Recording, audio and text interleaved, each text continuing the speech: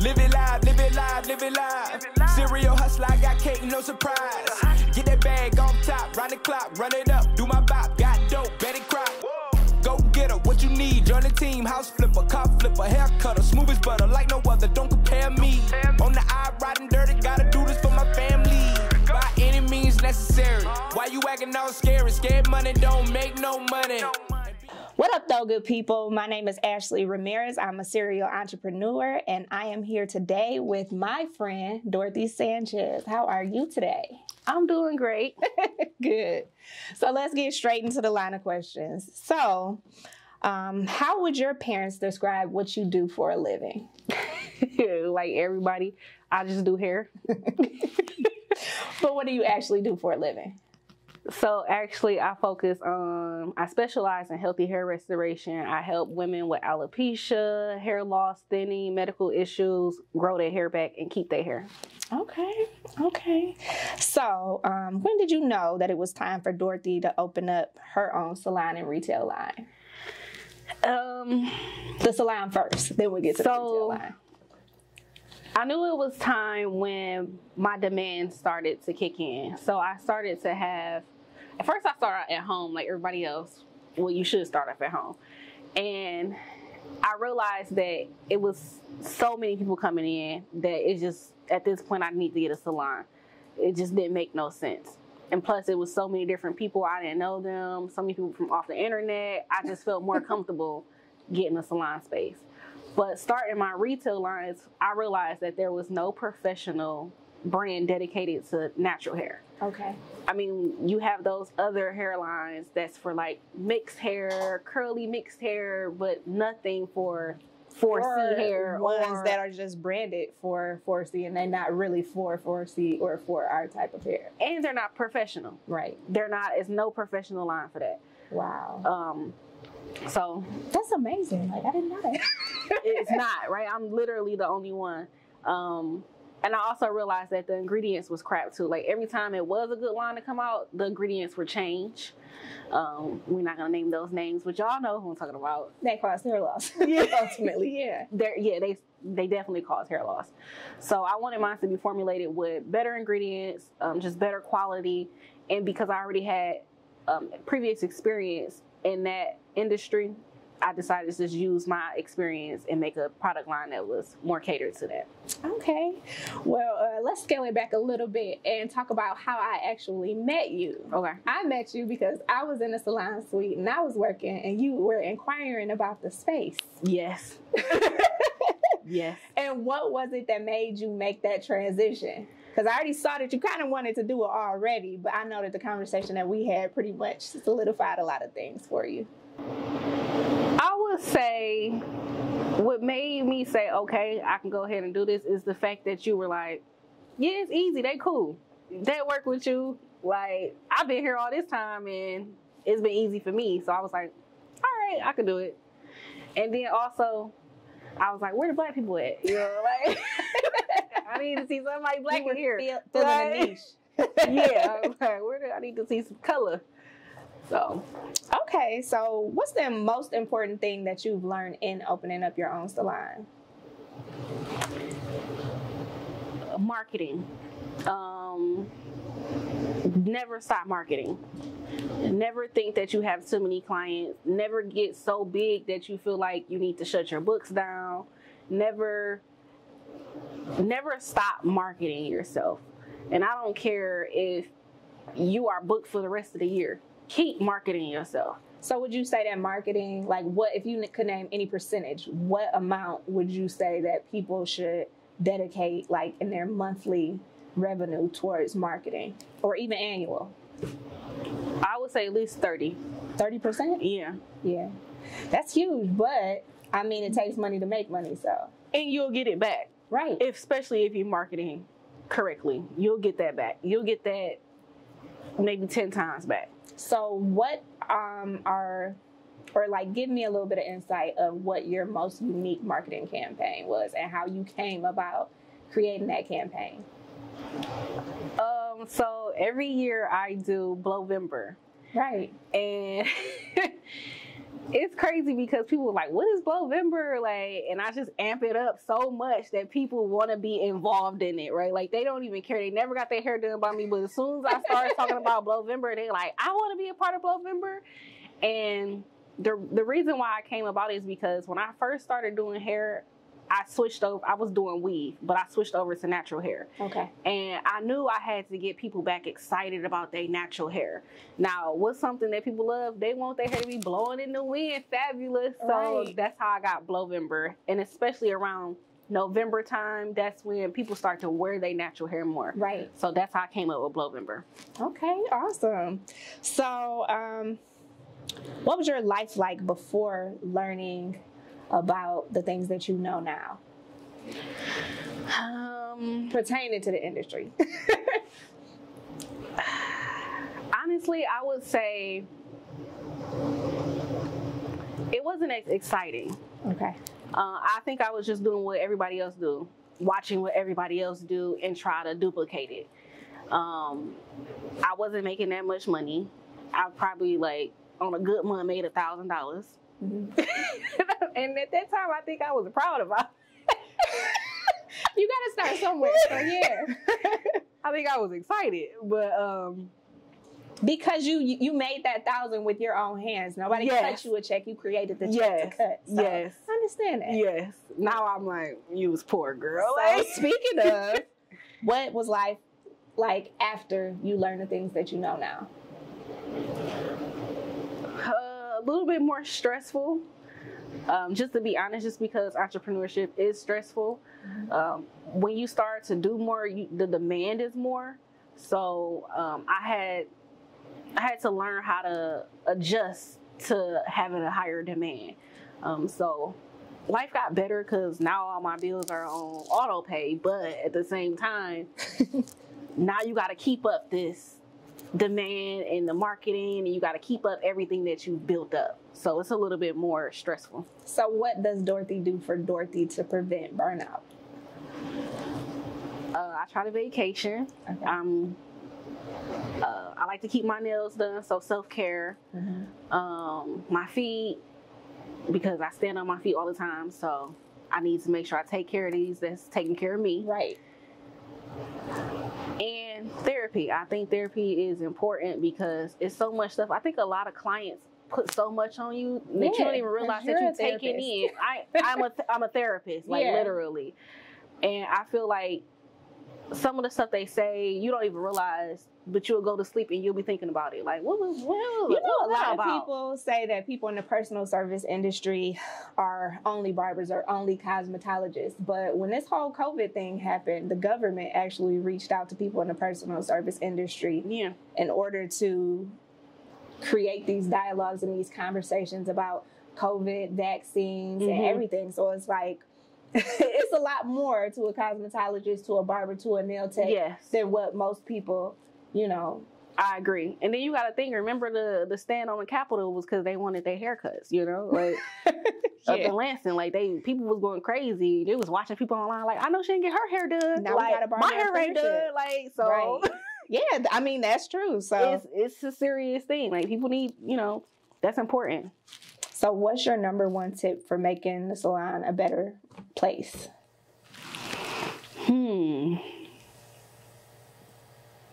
Like, what separates your salon from the rest of the salons? I think what separates my salon from a lot of other salons is consistency. I feel like people know that they're going to get exactly what they're coming for. I think a lot of times you go to a stylist or a barber, and let's say a barber, he might cut your hair good one time, but the next time your hairline might be pushed back, and you be like, man, what's going on today? Like, right, there's no consistency in it. I'm gone. It happens to my sons all the time. Right, like, I think I'm consistent. I use my own product line, and that's another reason why I created my product line, is because the consistency with some of these products was not working for me. So I use my own product line so they get that same exact shine, that same exact bounce, that same exact feel to their hair each and every time. So I think a lot of people should learn how to put systems in place to stay consistent. My clients, they even notice, like, they'll be like, you gonna shampoo my hair twice, right? Like they know, they know that they're coming for that shampoo twice. They know I'm about to scrub that second time. Like I'm consistent with everything I do, and it's really because of the systems that I put in place. Going back to what you mentioned about using your own product line, I know that rings true for me because Livid Lash, like since I've done lashes, I've only used Livid Lash products. Like it's extremely important for me to use my own products because honestly, I don't trust nobody else's products. Exactly. But even when I had when I caught COVID, my clients had to go somewhere else to get their lashes done. And the girl, one of my clients, she was like, yeah, I went to this other girl and I saw she had your glue. She was like, you sell glue? I said, yeah, that's like, I push the product more than anything. Like, I don't just be out here doing lashes. I really do the product. So what do you do to push your products? Really my clients, they notice the different results in their hair. So not only do you use the products on them, this is a product line that they can use on themselves. Yes. Okay. I sell it online as well. So a lot of times they'll notice, like they might start off, coming in, I use this shampoo or I use that. And they'll come back and be like, I wash my hair, it ain't feel like how when you wash my hair. Like, or I tried to blow dry it and silk it out and it ain't look the way you did. I think I need everything. So that's how I push it. I really just market the benefits of it. So talk more about COVID, when COVID happened, and how you pushed your product line and really launched your product line during that time period, and speak about what it did for you and your sales. So I did launch it during the pandemic, the shutdown order. I wanted to launch it like that May, which I wound up launching in May, but I had this whole grand idea, like a launch party and all this, but our stay-at-home order kept getting pushed back and pushed back. But my clients were constantly calling me about their hair. Like they was like, okay, now it's been 2 months and my hair dry, it's falling out, it's in patches, and all of this stuff was going on. And so I just decided to start promoting it a little bit more, like teasing it a little bit. Okay. Like, okay, I'm gonna have some shampoo, I'm gonna have this, and really like going deep on the benefits of it. And then I went ahead and launched it. And I actually wound up selling out that month for my products, which was crazy because I didn't. It wasn't crazy. I didn't expect that. That's why I say it was crazy. Like I really didn't expect to sell out. But I did. Yeah, I would just say the consistency. I think most of the time a lot of people can't have a successful business because they don't have any systems. They just willy-nilly in it every day. That's the thing, especially if you're an individual, you definitely gotta have some systems in place. Yeah. Like just now, my phone just told me it was time to make my post. Like if I ain't set this up on Monday, like, come on now, it would have been the day I missed. If I didn't print these out the day that I sent them to you, I for sure wouldn't have had a list to go off of. We can't. Sally doing it, only one individual, but we can't. Just because you get overwhelmed don't mean you give up. I was actually talking to somebody about that today. He was like, I just want to quit my job. Well, quit his business and stuff like that. And I'm just like, and I told him he was like, if I just make $300,000 a year, then I'm good. I was like, oh yeah, I'm not stopping at 300,000. Like, so the 10 times, what is it called? Oh, the 10 times, the 10 times rule or something like Grant Cardone. Yeah, Grant Cardone. That book is so good, actually. You gotta get it or listen to it on Audible. I listen to it. You like it? It's okay. Maybe his voice is a little bit. Oh, I'm just reading it. I ain't hear it. I don't even got to. I got how would you say it?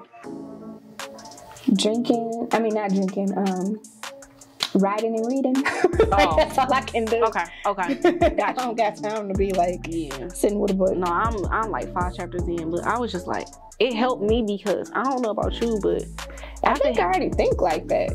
We do, but after hitting goals, I don't know how you feel, but after I hit certain goals, it's like, what else to do now? I don't even look at them like goals. Like if I achieve a goal, I don't even look at it like that. Like my sister always asks me, like, "Are you proud of yourself right now?" But that's what I'm saying. No. We don't celebrate, and we need to celebrate. We don't celebrate because we just keep going to the next one, keep going to the next, keep going to the next one, and I feel like that's how you get to burnout. That's true. It's true. So let's get back into these questions. Tell me about a time that a client made you livid. I just had a situation. This was crazy. Okay, listen. Client comes to me. We have an amazing session. I do her hair. She loves her hair. Now the client decides to book another appointment online, and I have a 50% deposit online. Client texts me. Her appointment is a month later. She texts me and say, I have a family emergency. I'm not going to be able to make your appointment. I said, okay. She said, I need my deposit back. I said, unfortunately, you're not going to get your deposit back, but it will be applied to your next appointment. Cool. That's not what your booking site said. I said, but it do. And then so she like goes off on me in a text message, and I just ended it like that. I'm thinking like, whatever. No, she said something to me like, I'll just dispute it with my bank. I said, do what you must. If you want to dispute it with your bank, go ahead. So then she texts me maybe 2-3 days later and say, oh, I'm sorry, I did read your booking policy, and it does say that in there. I was hoping that you still let me be a client. Like, at this point, I'm like, no, like, you're drama. Like, I'm not doing this. So then I'm like, you can go ahead and dispute your card and get your money back.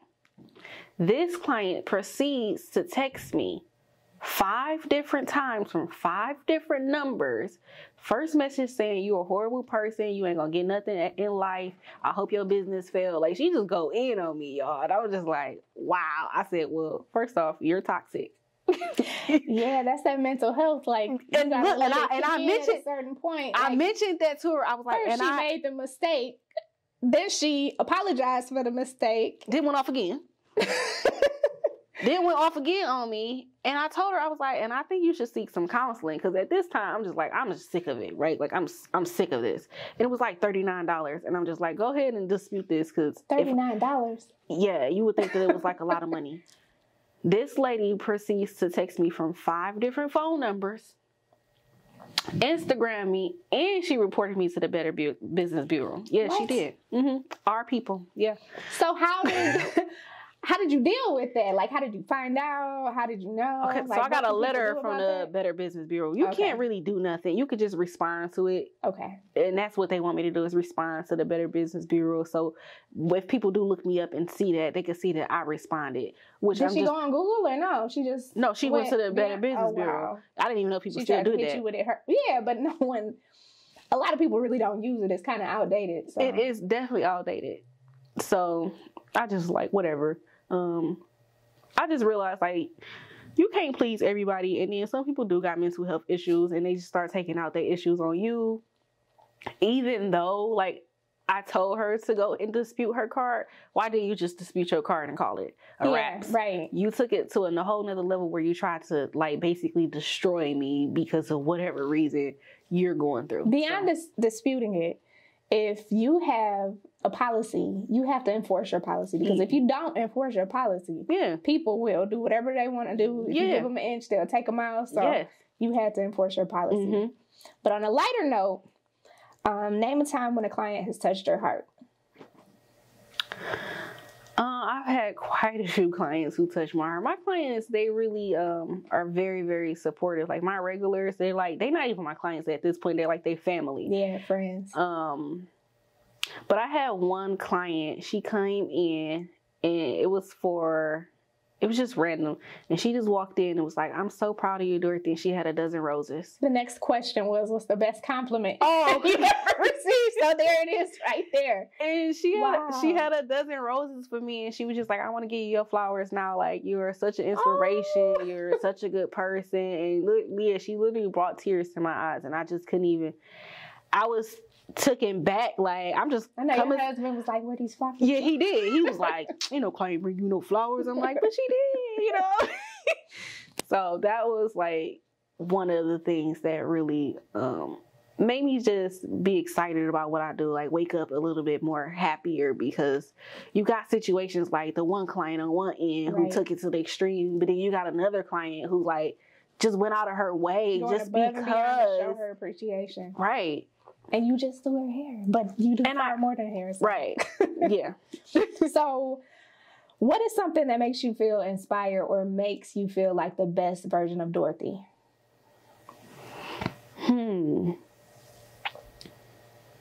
Inspired or makes me feel like me being my best version. I would say what inspires me is looking how far I've came. Okay. So, like I said, I remember being in my 1-bedroom apartment, and like I turned like the little kitchen dinette area into like my shop. Like, Okay. I had like the makeshift shampoo bowl and everything, and just seeing how far I've came. So I inspire myself when I look at that. So like, you know how the iPhone tell you like memories and stuff pop up like that, and I'm like, wow, like you really got out the mud. Like, that's inspiration for you. So here's our next round. These are the rounds of questions that you did not get. Okay.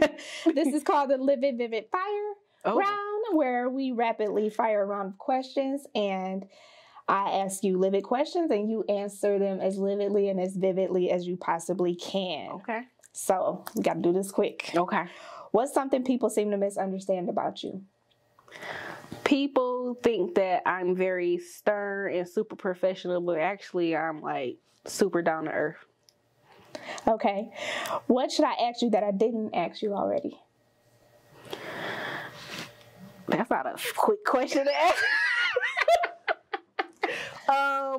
Where do I see my business going in the next 10 years? Okay, let us know.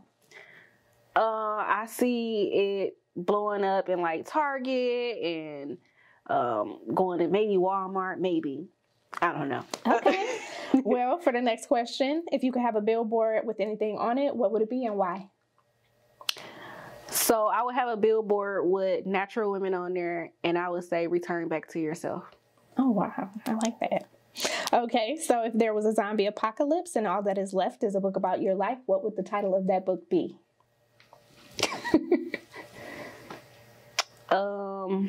She came and she conquered. Okay. What makes you livid about people? I hate procrastination. What makes you feel alive?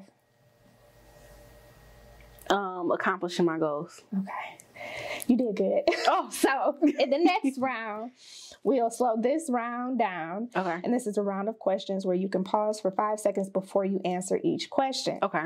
So if you could turn back the hands of time and talk to your 18-year-old self, what would you tell her?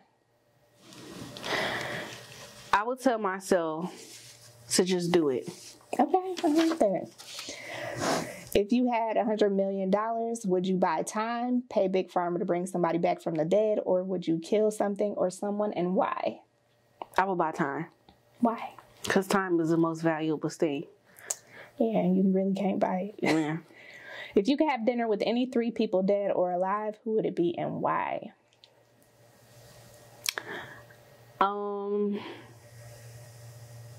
If I could have dinner with, I would say, do you know who Nicole Walters is? Huh. Nicole Walters, Megan Ward, and Courtney Adelaide. Tell us who they all are. Okay, so Nicole Walters, you guys gotta follow her on Instagram. She's a Black woman, and she calls her little entourage rich friends. So she believes in women being, well, not even just women, but everyone being rich, and that means like being rich in your life, in your spirit, in your heart, and in your bank account. Okay. Megan Ward is like this she's my mentor actually. She's this amazing designer. Like she's designed for like people. Y'all know the people that she designed for. Like she designed for her graphic designs have went to like over hundreds of millions of dollars. These people have made like crazy amounts of even like Ralph Lauren and stuff like this. Wow. I just like the way she think. I just like the way that she just she goes after her goals. So I would definitely love to have dinner with her. And then who did I say? Courtney Adelaide. Mm-hmm. Courtney Adelaide is the owner and creator of Main Choice Hair Products. Okay. And everybody know Main Choice, so I just want to pick her brain. You know? Right. Okay, so for the final question, if you were Marilyn Monroe before them people took her out, or Dorothy Dandridge before she met her fate, what would your last meal be? So if I would say a tomahawk steak. Oh, okay. From where? It has to be dry aged though, because I don't know if y'all ever had dry aged steak, but it's killing any other steak ever. You don't never want to eat. From where? Tell us where to get it. So it's this place called Knife and Fork. Okay. And it's in Orlando, and they specialize in like all organic food. They grow all their stuff. They dry age their own steaks there. Like it's the best meal I ever had. It's probably kind of pricey. It was definitely up there. Okay. But yeah. Well, that's it. Thank you so much. Thank you so much for joining me on this podcast, and I'm so grateful to have you as a guest. Thank you. I appreciate being here. Let them know where they can find you on social media. So you can follow me on IG at I am Dorothy Sanchez. You can check out the product line at Coily Life or coilylife.com. Yeah, that's me. All right. Or you can follow everything at dorothysanchez.com. Thank you. Bye. Live it live, live it live, live it live. Serial hustler, I got cake, no surprise. Get that bag off top, round the clock, run it up, do my bop, got dope, bet it crop. Go get her, what you need, join the team, house flipper, car flipper, hair cutter, smooth as butter, like no other, don't compare me. On the eye, riding dirty, gotta do this for my family. By any means necessary. Why you acting all scary? Scared money don't make no money.